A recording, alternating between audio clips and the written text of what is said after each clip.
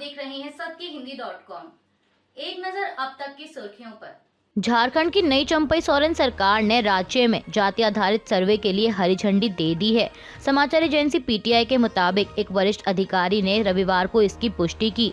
उन्होंने कहा कि मुख्यमंत्री ने पर्सनल डिपार्टमेंट से इस बारे में एक प्रस्ताव बनाने को कहा है और इसे कैबिनेट में मंजूरी के लिए रखा जाएगा।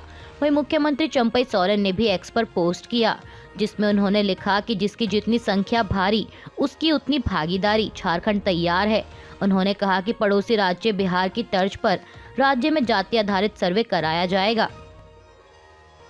दिल्ली के प्रगति मैदान में हो रहे बीजेपी के राष्ट्रीय अधिवेशन में प्रधानमंत्री मोदी ने कहा कि भाजपा को 370 के माइलस्टोन को पार करना ही होगा।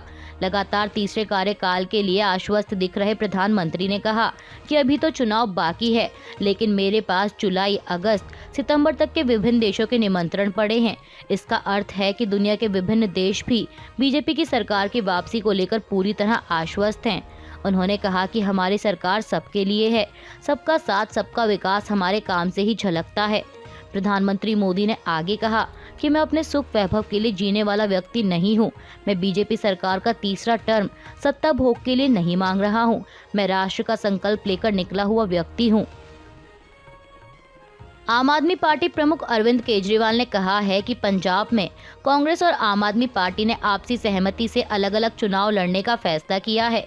सीएम केजरीवाल ने कहा कि हमारे बीच कोई मनमुटाव नहीं है और दिल्ली में कांग्रेस से गठबंधन पर बातचीत जारी है। उन्होंने कहा कि दिल्ली में बिना गठबंधन बीजेपी की राह आसान हो जाएगी, इसलिए सीट शेयरिंग पर कांग्रेस से बातचीत जारी है और दिल्ली में कांग्रेस के साथ गठबंधन होगा। कांग्रेस की भारत जोड़ो न्याय यात्रा इस समय उत्तर प्रदेश में मौजूद है। यहां प्रयागराज में एक जनसभा को संबोधित करते हुए राहुल गांधी ने एक बार फिर ओबीसी का मुद्दा उठाया।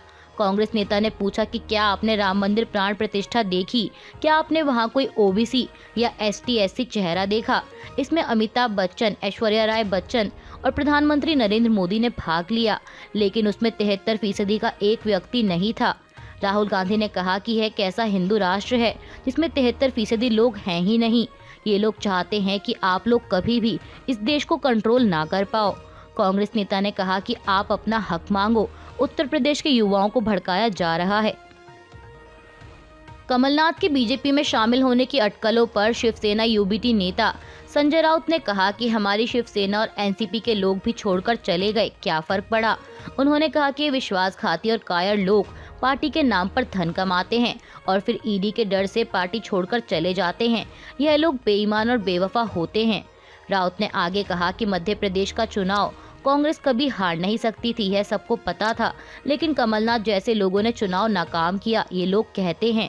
उद्धव गुट के नेता ने कहा कि अगर आप भाजपा में जाना चाहते हैं तो जा सकते हैं, लेकिन इस साल जब लोकसभा चुनाव होंगे तब पता चलेगा कि इस शख्स की हैसियत क्या है। हालांकि मुझे नहीं लगता कि वह कांग्रेस छोड़ेंगे। उन्होंने कहा कि जो चाहे छोड़ सकता है। यह कायर और भ्रष्ट लोग नहीं हैं जो पार्टी बनाते हैं, बल्कि पार्टी कार्यकर्ता हैं। अगर कोई किसी पार्टी को छोड़ना चाहता है ताकि उसका बेटा चुनाव जीत सके तो छोड़ सकता है, यह उनका व्यक्तिगत फैसला होगा। कांग्रेस के दिग्गज नेता कमलनाथ के अपने बेटे नकुलनाथ के साथ बीजेपी में जाने की अटकलें इस समय तेज हैं। इस बीच दिल्ली में बीजेपी नेता तजिंदरपाल सिंह बग्गा ने बड़ा दावा किया है। उन्होंने आज रविवार को कहा कि कमलनाथ के लिए बीजेपी के दरवाजे बंद हैं। हालांकि साथ ही उन्होंने यह भी साफ किया कि कमलनाथ के बेटे नकुलनाथ अगर पार्टी में शामिल होते हैं तो कोई दिक्कत नहीं है। बग्गा ने एक्स पर लिखा कि बहुत से मित्रों के फोन आ रहे हैं और वो कमलनाथ के बारे में पूछ रहे हैं। मैंने उनसे फोन पर भी कहा है और यहाँ भी कह रहा हूँ कि सिखों के हत्यारे और हिंद दी चादर गुरु तेग बहादुर जी के गुरुद्वारे रकाबगंज साहिब को जलाने वाले कमलनाथ के लिए बीजेपी के दरवाजे न खुले थे न खुले हैं। बग्गा ने आगे लिखा कि प्रधानमंत्री मोदी के होते हुए कभी ऐसा संभव नहीं हो पाएगा, ऐसा मैं आप सबको भरोसा दिलाता हूँ। बीजेपी नेता ने एक चैनल से बातचीत के दौरान कहा कि मैंने वरिष्ठ नेताओं से बात की है और उन्होंने कहा है कि बीजेपी में कमलनाथ के लिए दरवाजे बंद हैं। मैं हमेशा से ही कमलनाथ के खिलाफ रहा हूं, लेकिन उनके बेटे नकुल के बीजेपी में शामिल होने पर मुझे कोई आपत्ति नहीं है। कांग्रेस नेता नवजोत सिंह सिद्धू ने किसान प्रदर्शन का समर्थन करते हुए किसानों की दोगुना आय को लेकर किए गए वादों पर केंद्र की मोदी सरकार को घेरा है। सिद्धू ने कहा कि सरकार 40 रुपए बढ़ाकर 400 रुपए वापस ले लेती है। उन्होंने पटियाला में एक प्रेस कॉन्फ्रेंस के दौरान कहा कि मैं ये बताना चाहता हूँ कि जब भी देश में अनाज की क्रांति उभरी है तो वो पंजाब हरियाणा से ही उभरी है। किसान आंदोलन का जिक्र करते हुए सिद्धू ने कहा कि पंजाब और हरियाणा ही देश को सस्ता अनाज देते हैं। उन्होंने आगे कहा कि किसानों को कहा गया कि न्यूनतम समर्थन मूल्य यानी MSP और आय को दोगुना कर दिया जाएगा। इससे बड़ा झूठ दुनिया में क्या है। पिछले कुछ सालों में किसानों की लागत बढ़ गई है और किसान की कमाई कम हुई है। सरकार किसानों के लिए 40 रुपए बढ़ाकर 400 रुपए इनपुट कॉस्ट के नाते वापस ले लेती है। MSP पर कानूनी गारंटी को लेकर जारी किसान आंदोलन के बीच आज सरकार और किसानों के बीच चौथे दौर की बैठक होनी है। इस बीच खबर है कि अगर यह बैठक भी असफल रही तो पंजाब सीमा पर आंदोलनरत किसानों के साथ हरियाणा के किसान भी पूरी तरह से सड़कों पर आ जाएंगे। मीडिया रिपोर्ट्स के मुताबिक यह ऐलान आज रविवार को ब्रह्म सरोवर तट पर हुई महापंचायत में किया गया। ऐलान में कहा गया है कि सभी किसान संगठन, खापे और अन्य संगठन एक होकर बड़ी लड़ाई लड़ेंगे और मांगे पूरी करवाकर ही दम लेंगे। इस बार दिल्ली के किसानों को भी साथ लिया जाएगा, जिनके जरिए ही दिल्ली को घेरा जाएगा।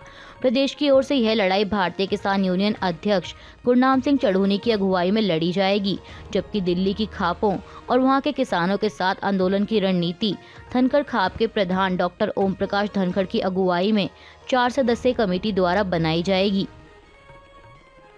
किसानों के विरोध प्रदर्शन को देखते हुए केंद्रीय गृह मंत्रालय ने पंजाब के 7 जिलों में इंटरनेट पर लगाए गए प्रतिबंध को 24 फरवरी तक बढ़ा दिया है। वहीं पंजाब भाजपा अध्यक्ष सुनील जाखड़ ने सरकार और किसानों की वार्ता में पंजाब के मुख्यमंत्री भगवंत मान की मध्यस्थता पर सवाल उठाए हैं। उन्होंने किसानों को केंद्र सरकार से सीधे बातचीत करने की सलाह दी है। अब तक किसान आंदोलन पर चुप्पी साधे रहे जाखड़ ने मीडिया से बातचीत के दौरान भगवंत मान का नाम लिए बिना कहा कि बातचीत में मध्यस्थता करने वालों के निहित स्वार्थ हैं और उन्हें मुद्दों को सुलझाने में कोई दिलचस्पी नहीं है। उन्होंने कहा कि मध्यस्थों ने खुद सत्ता में आने पर फसलों पर MSP देने का वादा किया था। जाखड़ ने आगे किसानों को दिल्ली मार्च से रोकने के लिए हरियाणा सरकार द्वारा की गई सुरक्षा व्यवस्था को सही ठहराते हुए कहा कि किसानों में कुछ उपद्रवी लोग मिलकर हिंसा कर रहे हैं। उन्हें नहीं लगता कि अगर किसान शांतिपूर्ण हैं तो सरकार उनके आंदोलन पर इस तरह के प्रतिबंध लगाती। भारत ने राजकोट में खेले जा रहे तीसरे टेस्ट मैच में इंग्लैंड को 434 रनों के विशाल अंतर से हरा दिया है। बता दें कि भारत ने मैच के चौथे दिन 4 विकेट पर 430 रन बनाकर पारी घोषित कर दी थी और इंग्लैंड को 557 रनों का लक्ष्य दिया था, लेकिन इंग्लैंड की पूरी टीम चौथे दिन 122 रन बनाकर ही ऑल आउट हो गई। इंग्लैंड की तरफ से कोई भी बल्लेबाज विकेट पर टिककर नहीं खेल सका। भारत के लिए रविंद्र जडेजा ने 5 विकेट लिए, जबकि कुलदीप यादव ने 2 और जसप्रीत बुमराह और अश्विन ने 1-1 विकेट लिया। इसके अलावा एक रन आउट हुआ और इसी के साथ भारत ने 5 टेस्ट मैचों की सीरीज में 2-1 से बढ़त बना ली है। इंग्लैंड के खिलाफ तीसरे टेस्ट मैच में यशस्वी जायसवाल ने धमाका करते हुए अपने टेस्ट करियर का दूसरा दोहरा शतक पूरा किया और इसी के साथ उन्होंने एक खास रिकॉर्ड भी अपने नाम कर लिया है। जायसवाल पहले 3 शतक को 150 प्लस स्कोर में परिवर्तित करने वाले बल्लेबाजों की महान लिस्ट में भी शामिल हो गए हैं। बता दें कि जायसवाल से पहले ऐसा कारनामा टेस्ट क्रिकेट में Javed Miandad, Andrew Jones, Brian Lara, Mahela Jayawardene, Matthew Sinclair और ग्रेम स्मिथ ने किया था। यानी जायसवाल का यह कारनामा यकीनन ऐतिहासिक है। वहीं जायसवाल टेस्ट में इंग्लैंड के खिलाफ 2 दोहरा शतक लगाने वाले पहले भारतीय बल्लेबाज भी हैं। भारतीय महिला टीम ने इतिहास रचते हुए बैडमिंटन एशिया टीम चैंपियनशिप का खिताब जीत लिया है। रोमांचक फाइनल में भारत ने थाईलैंड को 3-2 से हराकर अपना पहला स्वर्ण पदक जीता। PV सिंधु के नेतृत्व में भारतीय महिला टीम के युवा और तेज तर्रार समूह ने थाईलैंड की उम्मीदों पर पानी फेरते हुए 2 बार की कांस्य पदक विजेता थाईलैंड के खिलाफ जीत हासिल की। युवा अनमोल खरब ने एक बार फिर शानदार प्रदर्शन करते हुए टीम इंडिया की इस जीत में अहम भूमिका निभाई। समाजवादी पार्टी के वरिष्ठ नेता और पूर्व सांसद सलीम इकबाल शेरवानी ने आज रविवार को पार्टी प्रमुख अखिलेश यादव को पत्र लिखकर राष्ट्रीय महासचिव के पद से इस्तीफा दे दिया है। उन्होंने मुसलमानों को नजरअंदाज करने का आरोप लगाते हुए पत्र में लिखा कि पार्टी में मुसलमान उपेक्षित महसूस कर रहे हैं और पार्टी के प्रति अपना विश्वास लगातार खो रहे हैं। पार्टी के साथ उनकी लगातार बढ़ती दूरी के कारण वे अब एक सच्चे रहनुमा की तलाश में हैं। शेरवानी ने आगे लिखा कि राज्यसभा के लिए पार्टी द्वारा घोषित उम्मीदवारों में एक मुस्लिम उम्मीदवार होना चाहिए, लेकिन लगता है कि आप खुद पीडीए को कोई महत्व नहीं देते। उन्होंने अखिलेश यादव से सवाल किया कि आप भाजपा से कैसे अलग हैं। शेरवानी ने अपने इस्तीफे का जिक्र करते हुए कहा कि अगले कुछ हफ्तों में वो अपने राजनीतिक भविष्य के बारे में फैसला लेंगे। बता दें कि इससे पहले स्वामी प्रसाद मौर्य ने भी पार्टी में अपने राष्ट्रीय महासचिव पद से इस्तीफा दे दिया था। कांग्रेस के दिग्गज नेता कमलनाथ के बीजेपी में जाने की अटकलों पर पार्टी के वरिष्ठ नेता दिग्विजय सिंह ने भी प्रतिक्रिया दी है। उन्होंने कहा कि उनकी कमलनाथ से लगातार बातचीत हो रही है और उन्होंने कमलनाथ के कांग्रेस छोड़ने की चर्चाओं को भी खारिज किया है। सिंह ने पत्रकारों से बातचीत के दौरान कहा कि मेरी कमलनाथ जी से चर्चा हुई है और लगातार उनसे चर्चा हो रही है। हमारे कांग्रेस नेतृत्व की भी उनसे चर्चा हुई। कमलनाथ जी जैसा व्यक्ति जिन्होंने शुरुआत कांग्रेस से की और जिन्हें हम सब इंदिरा जी का तीसरा सुपुत्र मानते हैं, उन्होंने हमेशा कांग्रेस का साथ दिया है, कांग्रेस के स्तंभ रहे हैं। सिंह ने पूछा कि कौन सा पद उन्हें नहीं मिला। केंद्र में मंत्री से लेकर मुख्यमंत्री तक सभी पद उन्हें मिले हैं। मुझे नहीं लगता कि वो पार्टी छोड़ेंगे। एनसीपी में हुई दो फाड़ के बाद बारामती निर्वाचन क्षेत्र को लेकर शरद पवार गुट और अजीत पवार गुट आमने सामने आ गए हैं। बता दें कि शरद पवार की बेटी सुप्रिया सुले पिछले 3 साल से बारामती लोकसभा सीट का प्रतिनिधित्व कर रही हैं, लेकिन इस बीच महाराष्ट्र के उप मुख्यमंत्री और सुप्रिया सुले के चचेरे भाई अजीत पवार ने संकेत दिए हैं कि वे इस लोकसभा सीट से सुप्रिया के खिलाफ उम्मीदवार उतार सकते हैं। ऐसे में कयास लगने लगे हैं कि अजीत पवार अपनी पत्नी सुनेत्रा पवार को चुनावी मैदान में उतार सकते हैं।